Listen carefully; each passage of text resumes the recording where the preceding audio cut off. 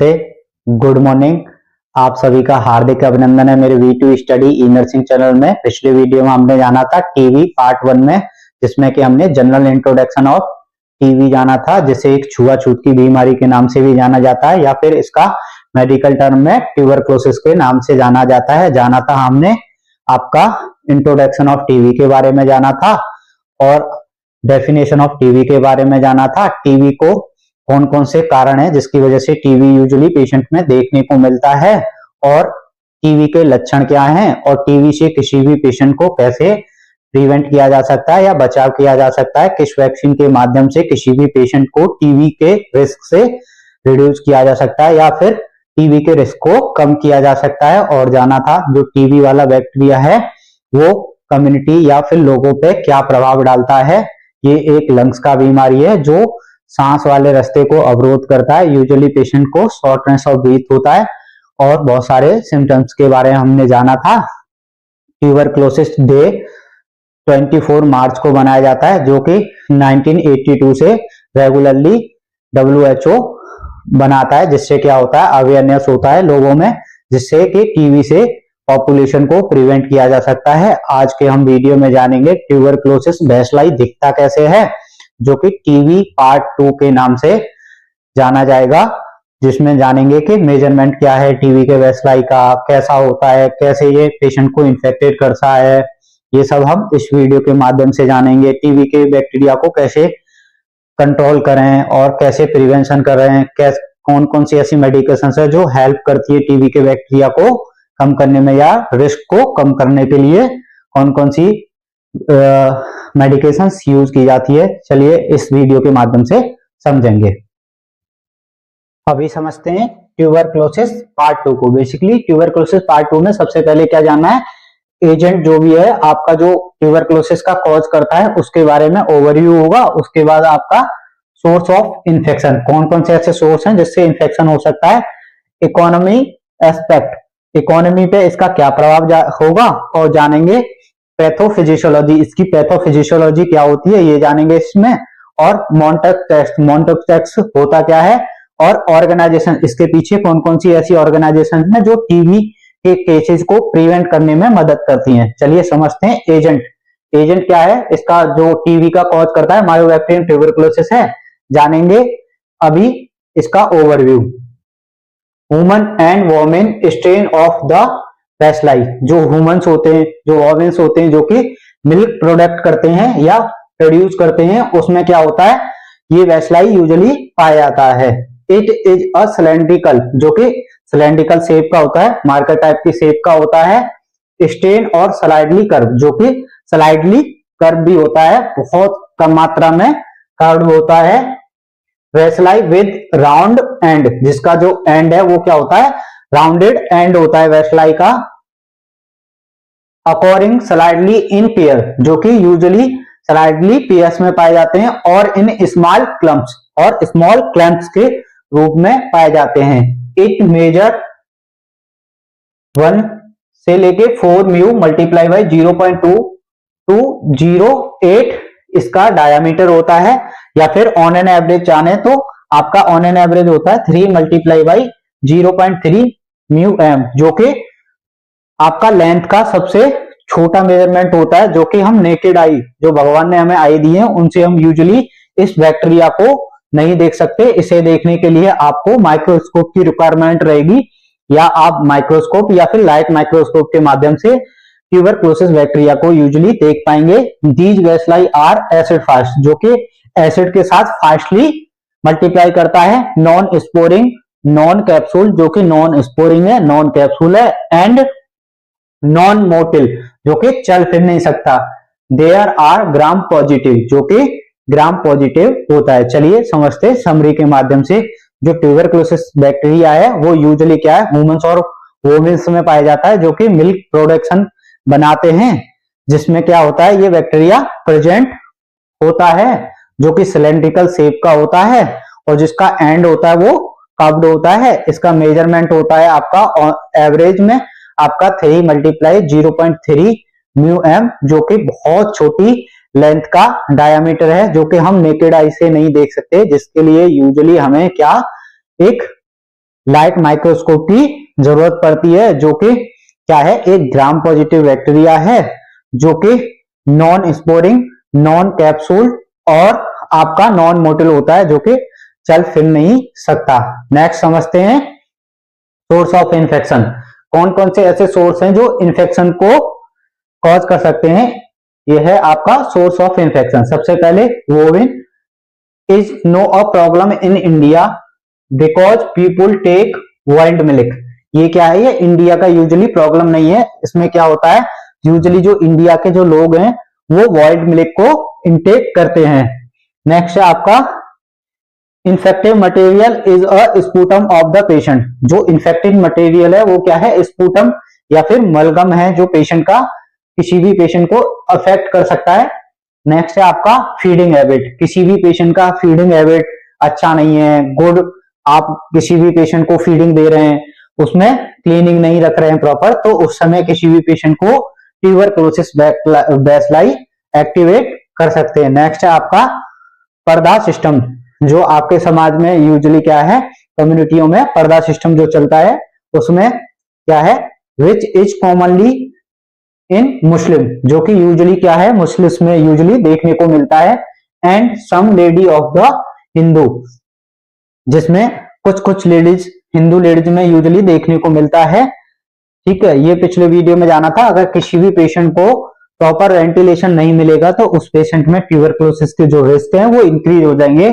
यही कॉज करता है आपका पर्दा जो सिस्टम है, उससे क्या होता है, पेशेंट को प्रॉपर वेंटिलेशन नहीं हो पाता, उसकी वजह से क्या होता है, ट्यूबरकुलोसिस वैसलाई जो है मल्टीप्लाई कर जाता है पेशेंट में, या फिर ग्रोथ कर जाता है। अर्ली मैरिज, मान लीजिए किसी का अर्ली मैरिज हुआ, रिपीटेड प्रेगनेंसी, अगर किसी भी वुमेन्स को रिपीटेडली प्रेगनेंसी हो रही है, एंड फ्रीक्वेंट मदरहुड, और वो लगातार मदर बन रही है, तो उस समय पेशेंट को ट्यूबरकुलोसिस होने के चांसेस इंक्रीज हो जाते हैं। People hide their disease due to social stigma. देखिए कभी कभी क्या होता है, पेशेंट को टीबी हो गया, वो क्या करता है, सोशल प्रॉब्लम ना हो, सोशल लोग उसे कुछ ना बोले, तो इसलिए वो क्या करता है, अपनी डिजीज को हाइड कर लेता है। तो वो भी एक आपके ग्लोबल या वर्ल्ड के लिए, या फिर आपकी कम्युनिटी या आपकी कंट्री के लिए हार्मफुल होता है। नेक्स्ट है आपका इकोनॉमिक एस्पेक्ट। ये ट्यूबरकुलोसिस जो है बैक्टीरिया, वो इकोनॉमी पे क्या असर डालता है अभी जानेंगे। ट्यूबरकुलोसिस या फिर टीबी वाला जो बैक्टीरिया है इज अ क्रोनिक डिजीज, ये हम पिछले वीडियो में ऑलरेडी जान चुके हैं। ये क्रोनिक डिजीज है विच bring a large quantum of human suffering and great economy loss. ये क्या है, ट्यूबरकुलोसिस जो वैसलाई है एक क्रोनिक डिजीज है जो ब्रिंग करता है लार्ज क्वांटम, यानी कि बहुत सारे पीपल्स को अफेक्ट करता है, जिसकी वजह से क्या होता है, ह्यूमन सफर करते हैं, एंड ग्रेट इकोनॉमी लॉस, जिससे क्या होता है, किसी भी देश की इकोनॉमी पे बहुत सारा असर पड़ता है। Mass treatment by government is not possible, जिसकी वजह से क्या होता है, मास ट्रीटमेंट जो होता है, पेशेंट अगर ज्यादा पेशेंट होंगे तो मास ट्रीटमेंट की रिक्वायरमेंट रहेगी, जो गवर्नमेंट यूजुअली पेशेंट को प्रोवाइड नहीं कर पा सकती, या फिर पॉसिबल ही नहीं है ड्यू टू हाई कॉस्ट। जो ट्यूबरकुलोसिस की जो दवाइयां हैं उसकी जो कॉस्ट है वो बहुत ज्यादा हाई होती है। नेक्स्ट है पैथोफिजियोलॉजी। बेसिकली पैथोफिजियोलॉजी क्या है, ट्यूबरकुलोसिस बैसिलाई कैसे पेशेंट में एंटर करता है। The tuberculosis bacilli require ready access to oxygen for growth cell division. जो ट्यूबरकुलोसिस का जो बैसिलाई है उसे जीवित रहने के लिए या फिर मल्टीप्लाई करने के लिए या ग्रोथ करने के लिए यूजुअली क्या, आपको ऑक्सीजन की जरूरत रहेगी, और जिसके माध्यम से वो क्या करेगा, खुद को ग्रोथ कर लेगा और खुद को डिवीजन कर सकता है सेल्स में। इसलिए ये क्या है, लंग्स का प्राइमरी, इसका प्राइमरी जो इन्फेक्टिव सोर्स होता है वो लंग्स होता है। टीबी यूजुअली अदर ऑर्गन्स में भी पाया जाता है, जैसे कि बताया था पिछली वीडियो में, आपका किडनी हुआ, ब्रेन हुआ, इंटेस्टाइन हुआ, जॉइंट्स हुए, बोन्स हुए, उसमें भी यूजुअली टीबी देखने को मिलता है। नेक्स्ट जानेंगे मॉन्टेक्स टेस्ट। बेसिकली ये है क्या, मॉन्टेक्स टेस्ट क्या है, वन ट्यूबरकुलोन यूनिट, जो वन ट्यूबरकुलोन यूनिट जो होती है इज इक्वल टू 0.0002 mg होता है, जो कि आपका प्यूरिफाई प्रोटीन डेरिवेटिव होता है given by the intradermal route in forearm result in red purple after 72 hour palpable oedema और in duration more than 10 mm। अगर किसी भी पेशेंट का मोन्टेक्स टेस्ट कर रहे हैं तो उसमें सबसे पहले क्या करेंगे, आपका वन जो यूनिट होता है वो इजिकल टू होता है आपका 0.0002 होता है mg, जो कि प्योर प्रोटीन डेरिवेटिव होता है, जो कि क्या होता है पेशेंट के फोर आर्म में दिया जाता है। ये आपका पार्ट ऑफ फोर आर्म है, यहाँ पर दिया जाता है, जो कि इंट्राडर्मली क्या होता है आपका 10 to 15 डिग्री के एंगल पे जस्ट स्किन के बिलो दिया जाता है, जिसमें फिर 72 आवर्स के लिए ऑब्जर्व किया जाता है। अगर पर्पल कलर के दाने हो रहे हैं और उसका जो जिस एरिया पे आपने ट्यूबरकुलोसिस टेस्ट का डोज दिया है उस एरिया में अगर एडिमा है, पाल्पेबल है, जिसे फील कर सकते हैं कि पेशेंट को उस एरिया पे एडिमा हो रहा है और in duration more than 10 metre, जिसका डायामीटर है वो 10 मीटर से ज्यादा हो जाएगा, तो उस पेशेंट में क्या है मोन्टेक्स पॉजिटिव माना जाता है। अगर ये सब चीजें नहीं देखने को मिलेगा, डायामीटर नहीं होगा, पाल्पेबल एडिमा नहीं होगा और रेड कलर के आपको लीजन्स नहीं मिलेंगे, तो उस पेशेंट में मोन्टेक्स टेस्ट को नेगेटिव बोला जाता है। ऑर्गेनाइजेशन, किसी भी ट्यूबरकुलोसिस पेशेंट को प्रिवेंट करने के लिए कौन कौन सी ऑर्गेनाइजेशन है जो इसके पीछे काम करती है। सबसे पहले होता है आपका DTCP। DTCP होता है डिस्ट्रिक्ट ट्यूबरकुलोसिस कंट्रोल प्रोग्राम, जो डिस्ट्रिक्ट वाइज आपका ट्यूबरकुलोसिस कंट्रोल प्रोग्राम किया जाता है।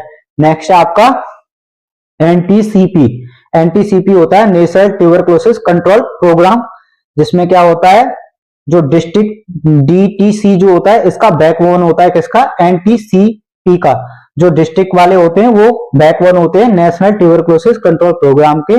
नेक्स्ट है DTC डिस्ट्रिक्ट ट्यूबरकुलोसिस कंट्रोल, जो कि डिस्ट्रिक्ट में ट्यूबरकुलोसिस को प्रिवेंट करने के लिए यूज किया जाता है। नेक्स्ट है आपका PSC। PSC होता है आपका प्राइमरी हेल्थ सेंटर, जिसमें यूजुअली इनिशियल फेज में पेशेंट जाता है। नेक्स्ट है आपका DTP।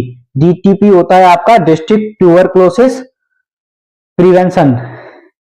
नेक्स्ट इसके बाद अप्लाई किया गया आपका रिवाइज नेशनल ट्यूबरकुलोसिस प्रोग्राम, जो कि वर्ल्ड वाइड यूज किया जाता है, जिसमें वैक्सीनेशन आता है पेशेंट का और टीबी के लिए कौन कौन सी दवाई यूज होती है अभी वो जानेंगे। किस किस इन्वेस्टिगेशन माध्यम से टीबी का जांच किया जा सकता है। सबसे प्राइमरी जो इन्वेस्टिगेशन होता है, किसी भी पेशेंट का एक्सरे करके हम टीबी का पता लगा सकते हैं। नेक्स्ट है आपका एक्सरे टेस्ट कर सकते हैं, सीटी स्कैन कर सकते हैं, स्पूटम या फिर मलगम का जांच भेज सकते हैं या फिर मोन्टेक्स टेस्ट कर सकते हैं। ये तो आपका इन्वेस्टिगेशन हो गया।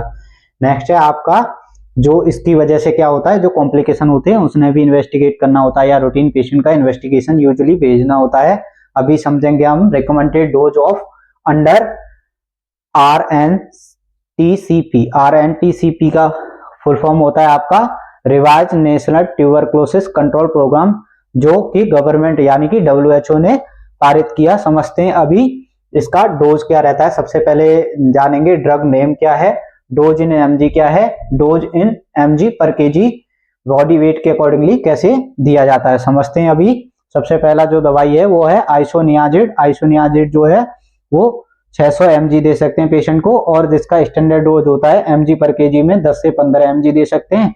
नेक्स्ट है आपका रिफाम्पिसिन, जो कि 450 mg होता है, जिसे 10 mg पर kg बॉडी वेट के अकॉर्डिंगली दे सकते हैं। नेक्स्ट है आपका पैराजिनामाइड, इसे 1.5 ग्राम तक दे सकते हैं या फिर 35 mg पर kg बॉडी वेट के अकॉर्डिंगली दे सकते हैं। नेक्स्ट है आपका इथाम्बेटॉल, जो कि 1200 mg या फिर 30 mg पर kg बॉडी वेट के अकॉर्डिंगली दे सकते हैं। नेक्स्ट है आपका स्ट्रिप्टोमाइसिन, जो कि 750 mg दे सकते हैं। इसका जो स्टैंडर्ड डोज होता है वो 15 mg पर kg बॉडी वेट के अकॉर्डिंगली होता है। नेक्स्ट समझेंगे अब इंपोर्टेंट नोट, इसे नोट डाउन कर लीजिए। ये इंपोर्टेंट नोट, कौन सी दवाइयां किस किस पेशेंट में कॉन्ट्राइंडिकेटेड रहती हैं और कौन कौन सी दवाइयां किस किस पेशेंट में इंडिकेटेड रहती हैं देने के लिए। समझते हैं। Patient weight greater than 60 mg। मान लीजिए किसी पेशेंट का वेट है जो ग्रेटर देन 60 mg है, तो उसमें क्या करना पड़ेगा, 150 mg extra rifampicin add down करना होगा पेशेंट को देने के लिए, जो कि एडिशनली पेशेंट को दिया जाता है। नेक्स्ट है आपका इथाम्बेटोल नॉट गिवन इन चिल्ड्रन। जो इथाम्बेटॉल है वो क्या है, चिल्ड्रंस में यूजुअली नहीं दी जाती, जिनकी एज लेस देन 6 ईयर होता है, जो जिनका एज 6 साल से कम होता है उनमें नहीं दिया जाता। नेक्स्ट है आपका पेशेंट ग्रेटर देन 50 ईयर। मान लीजिए किसी पेशेंट का एज ग्रेटर देन 50 ईयर्स है और वेट उसका लेस देन 30 है और 30 केजी से उसका वेट कम है, तो उसमें क्या होगा, 500 mg स्ट्रिप्टोमाइसिन पेशेंट को प्रोवाइड करना होगा। Thank you for watching, like share and subscribe.